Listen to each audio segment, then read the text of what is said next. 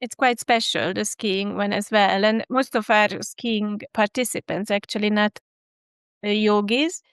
So they may have done some yoga, but they come to ski. And I think because we create this friendly, safe space, also we have, well, total beginners, like I mentioned earlier, or ladies who haven't skied for a long time because life just didn't allow it because they have children or husband doesn't ski anymore or doesn't have any friends anymore who skis with them.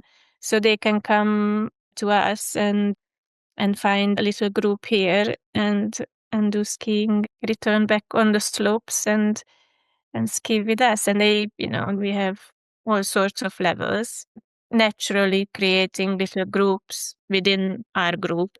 And they just go off, the better ones go off and do their own things, or beginners take some ski lessons that we can help to organize as well. So